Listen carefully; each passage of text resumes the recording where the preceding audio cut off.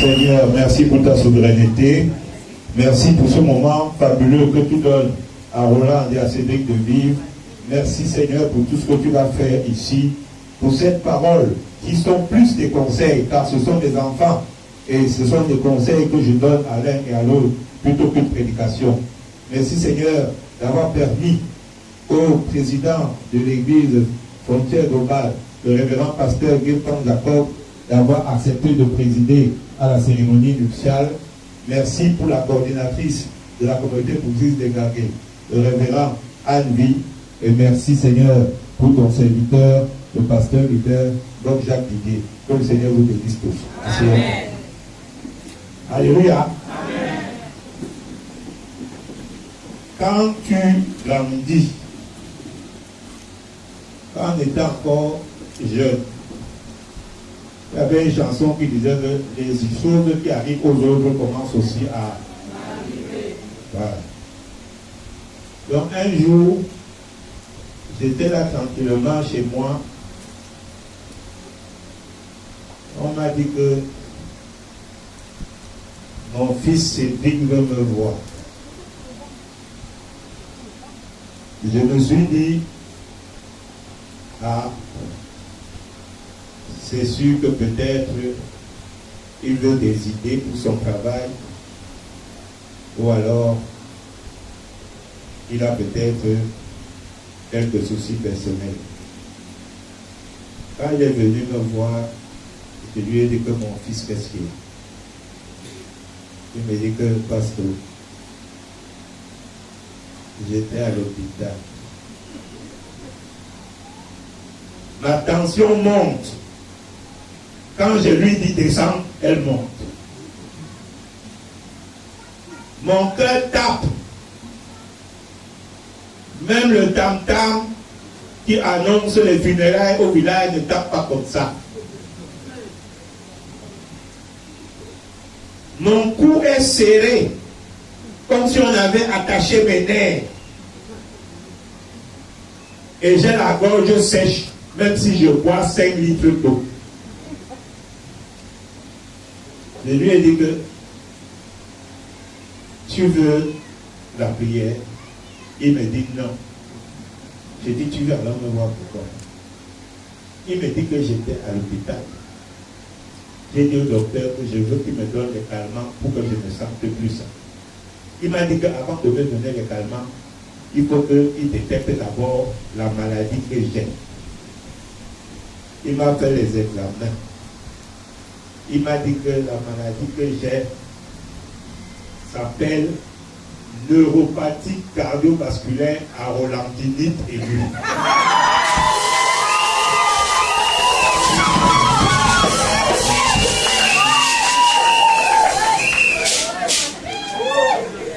J'ai dit que, hey, C'est une nouvelle maladie.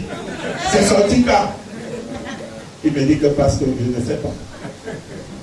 Neuropathie cardiovasculaire à ralentissement aigu. J'ai dit, et qu'est-ce qui t'a donné complètement? Il m'a dit que c'est une maladie qu'on ne guérit jamais. On ne guérit pas ça. On peut seulement donner un traitement pour que, au lieu que la maladie fasse mal, ça fasse de la douceur et de la tendresse. Je lui ai dit que on fait alors comment? Il m'a dit parce que comme c'est une maladie qu'on ne guérit jamais, mais que quand ça se calme, ça amène la douceur et la tendresse. Toi-même, tu ne me conseilles pas. J'ai dit que non. Ne viens pas prendre dans ma bouche ce que toi tu veux me dire. Il me dit que parce que je crois qu'il faut que j'épouse Corona.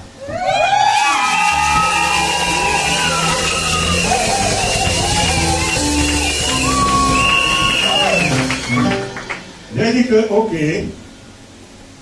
tu sais que les filles déléguées sont souvent brutales. Si tu parles à voix, tu lui dis ça en face, elle va venir t'accuser que tu la harcèles. Donc laisse-moi d'abord lui parler. Il a appelé ma fille Roland. J'ai dit que, Roland, comment ça va? Il dit, ça va bien. J'ai dit que moi, ça ne va pas bien. Je me demande pourquoi. Parce que j'ai un problème. Tu connais Cédric de l'église, non? Elle dit que Cédric, celui qui a le regard d'amour, là.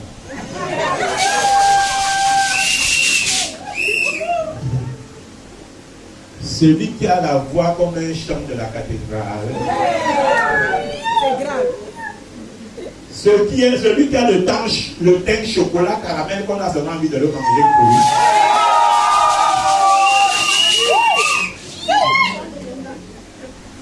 Celui qui est toujours serré, c'est fait que toutes les filles meurent seulement que c'est moi qui vais finir ici. J'ai dit que c'est lui. Je me dis que maman, il a une maladie grave. Elle dit, ouais. Alors que je priais tous les jours que Seigneur, un jour, lui et moi. Il a une maladie grave parce que ça veut dire qu'il va bientôt mourir. J'ai dit non, il va vivre. Le docteur lui a dit qu'il a un seul remède. Tendresse et douceur de Roland. 2 fois par jour.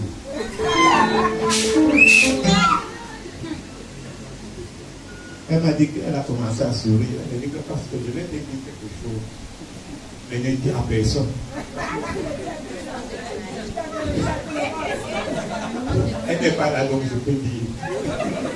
Elle m'a dit que parce que chaque fois que le révérend docteur annonce que j'ai une nouvelle à vous annoncer à l'église, mon cœur tape, parce que j'ai peur qu'elle annonce que Cédric a trouvé une femme. Je lui dis donc, ok, pour ton cours, il faut que, pour que Cédric se soigne et qu'il soit heureux, il faut qu'il t'épouse. Est-ce que tu es d'accord? Je me demande, pasteur, est-ce que j'ai le choix? Je n'ai pas le choix. Avec tous les troubadours, février, les garçons qui sont ici dehors, je vais encore trouver la qualité là. Oh. Et c'est pour ça que nous sommes ici.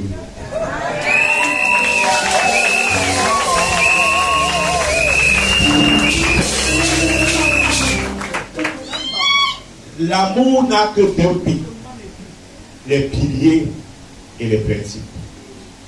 Les piliers du mariage sont simples. Premier pilier, liberté de consentement. On se marie parce qu'on est d'accord, parce qu'on exprime la volonté. On n'est pas forcé, on n'est pas contraint. On va parce que c'est le cœur qui parle. Le second principe pour nous les chrétiens, c'est l'indissolubilité du mariage. Nous ne marierons pas Cédric à une autre femme et nous ne marierons pas Roland à un autre homme.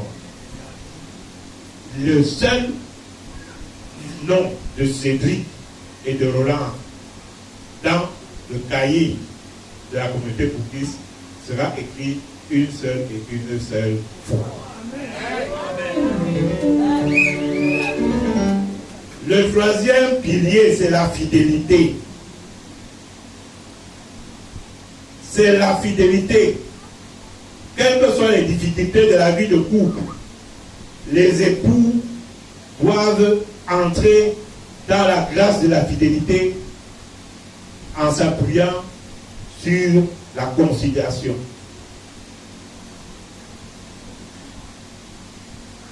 Le quatrième pilier, c'est la parole donnée dans le mariage qui appelle à la fondation d'un foyer ou d'une famille distincte de vos familles respectives et de toutes les autres familles qui soient. En ce qui concerne les principes du mariage, celui qui vous parle, c'est un vieux ancien marié depuis. Mais le temps m'a paru court. J'ai toujours l'impression que c'est au début de l'année que je me suis marié. Le sucre. Nous avons eu des difficultés, des épreuves, des moments intenses, des grandes joies, des déceptions. La vie nous a ajouté quelques cheveux rides et quelques cheveux blancs. Mais le lien qui nous unit s'est renforcé de jour en jour. Amen. La seule raison pour cela, c'est la grâce de Dieu. La grâce de Dieu a surabondé entre ma ravissante et douce épouse et moi.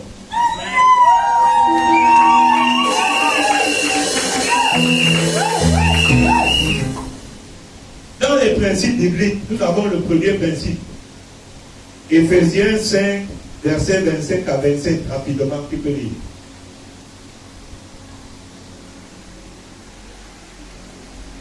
Éphésiens chapitre 5, versets 25 à 27.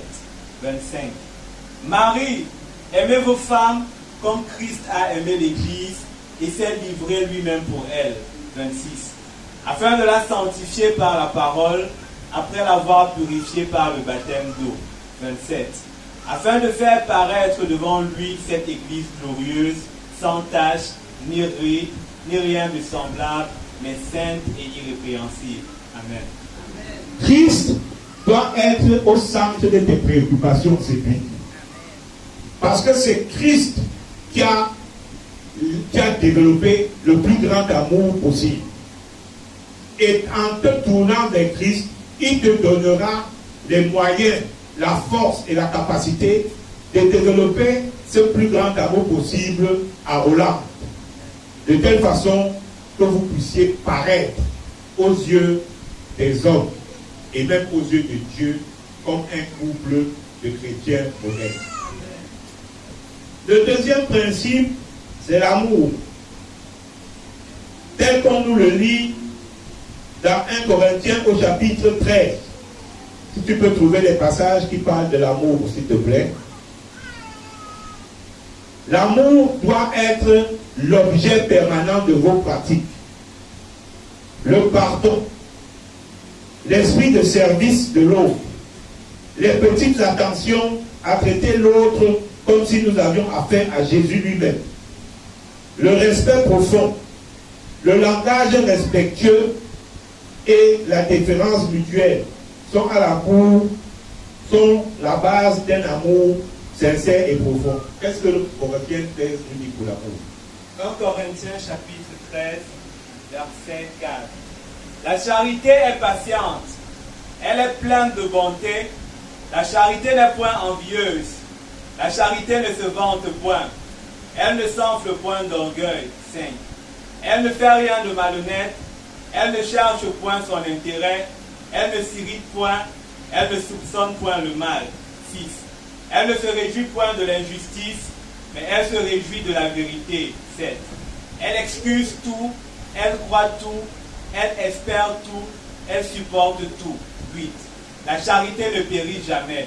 Les prophéties prendront fin, les langues cesseront, la connaissance disparaîtra. Car nous connaissons en partie et nous prophétisons en partie. Mais quand ce qui est parfait sera venu, ce qui est partiel disparaîtra. L'amour comprend tout. L'amour excuse tout. L'amour pardonne tout. Parce que c'est ça la définition de l'amour. C'est au jour où on a des raisons de ne plus aimer qu'il faut montrer qu'on aime. Cédric, tu n'épouses pas Rolande en attendant de trouver la femme de ta vie. Tu n'épouses pas Rolande en attendant que la fille dont tu as rêvé depuis ta jeunesse soit disponible. Rolande devient la femme de ta vie. Et pour qu'elle reste la femme de ta vie, tu seras obligé à certains moments d'avoir le cœur de l'enfant. Le mariage, c'est pas facile. Dieu a dit aimez vos femmes. Et il a dit aux femmes, soumettez-vous à vos maris. Il n'a pas dit aux femmes aimer. Parce qu'il a dit que si vous vous soumettez aux femmes, nous on aime spontanément. Mais la femme, pour que son amour se développe, il faut qu'elle se sente soumise à toi. Mais c'est toi qui dois faire en sorte qu'elle se sente soumise. Tu vois donc que le mariage, c'est pas le bac radio que les gens nous font aussi dehors. C'est que tu es dans le mariage. Comme disait ma tante, quand tu te blesses sur la lampe, tu craches, il y a une partie que tu es obligé. Alléluia. Roland facilite la tâche à Cédric. Qu'il soit toujours fringant, beau, élégant, jovial. Parce que tu lui apportes un plus dans sa vie. Le jour où c'est le poème sans sel, tu manges. Le jour où c'est le poulet rôti, tu manges. Le jour où c'est le poème, tu ne peux pas venir voir ta tante et maman. Donne-moi la nourriture parce que c'est que le gars m'a dit de préparer aujourd'hui, moi je ne mange pas ça. Il fallait, c'est chez vous qu'on fait les pitons sur nous. Elle a mangé ça. Elle a mangé ça. Ok. J'espère pour elle. Donc l'amour va faire en sorte que là où il y a des difficultés, il va venir vous dire que c'est justement là que je suis là, pour ça, qu'il n'y ait plus de difficultés. Les autres vont voir que Rolande accepte n'importe quoi. Les autres vont voir que Cédric accepte n'importe quoi. Répondez-leur seulement que c'est l'amour. Bien voyage. L'autre principe, la continuité, comme j'ai dit, vous êtes unis pour la vie. Vous êtes unis pour bâtir une famille. Quand Roland va désormais dire Rolande épouse Bacop, il ne faudra pas qu'un jour elle revienne devant le même administrateur de l'état civil pour dire Roland ex-épouse Bacop. Nous on ne connaît pas les ex. Donc Roland, là tu es là. Tu achètes le ciment de l'amour, le gravier de la douceur et le sable de la tendresse. Tu coules ces deux là-dedans.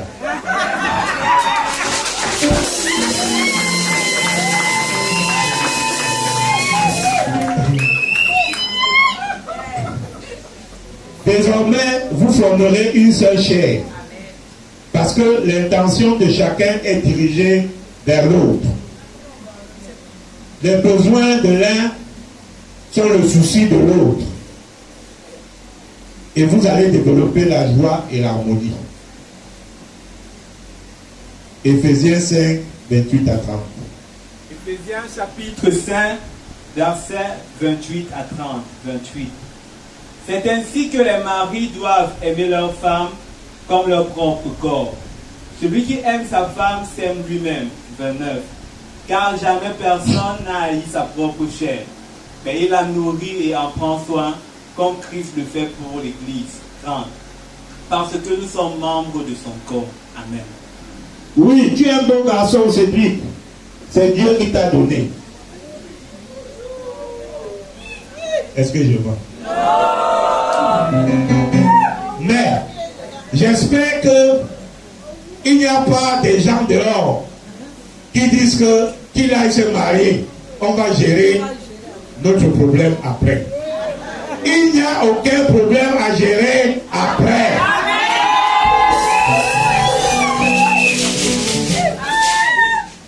Roland, j'espère que tous les numéros des troubadours sont bloqués.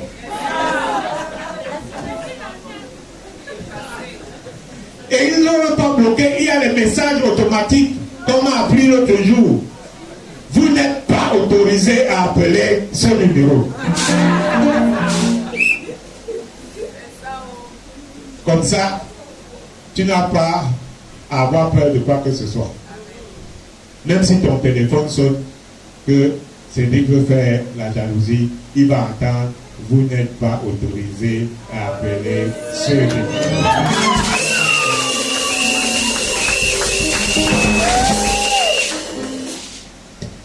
Désormais, vous êtes un couple. Nous sommes à l'extérieur de vous. Nous vous aidons, nous vous encadrons, nous vous conseillons, mais vous êtes un couple. Vous avez votre intérieur, vous avez votre intimité, vous avez vos choix, vos projets qui sont d'abord les vôtres. Mais en chaque chose, la spiritualité doit être mise en avant. Amen. Dieu d'abord et avant tout à toutes les choses. Amen. Vous devez être le modèle du couple chrétien pour tous ceux qui sont ici et même tous ceux qui ne sont pas ici et de tous ceux qui disent qu'on va même voir ça va durer combien de temps tout ça. Vous avez un défi à relever. Amen. Être des modèles. Amen. C'est puis tu vas vieillir, les joues vont sortir, les cheveux blancs vont sortir, le ventre plat va disparaître. Mais il n'aura pas la calvitie. Roland doit seulement serrer le cœur. Va serrer le cœur. Roland va grossir. Elle va peut-être porter 4,62.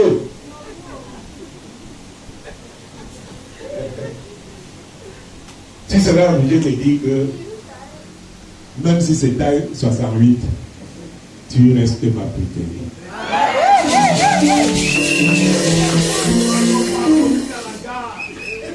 Le temps est l'allié de ceux qui sont amoureux, mais l'ennemi de ceux qui sont seulement dans l'affection. La différence entre l'affection et l'amour, c'est que l'amour ne s'explique pas, il se vit. Alors que l'affection, si tu as épousé Rodrigue, parce qu'on t'a dit qu'il a un bon poste de Roland, tu n'as pas épousé le poste. Si tu es venu épouser le poste, tant pis pour toi. Si tu as épousé Cédric, parce que tu dis que je vais toujours me vanter parce que mon homme sera un beau garçon, un chaud gars.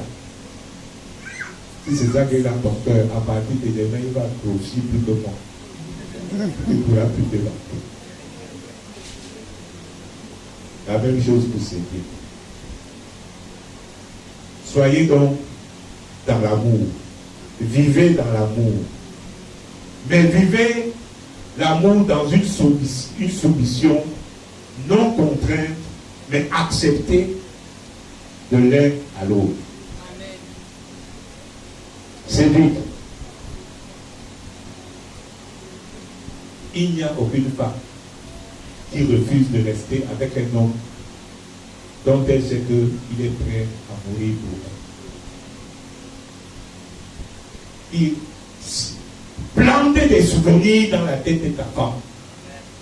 Des souvenirs de joie, des souvenirs d'amour, des souvenirs de tendresse, des souvenirs de douceur. Pour que même le jour où elle est le plus fâchée, elle dit non. Je reste. Même le jour où elle se fâche, qu'elle dit qu'elle fait ses valises, elle s'en va. N'oublie jamais qu'elle fait ça pour savoir qu'elle est tombée d'amour. Elle n'a pas envie de partir.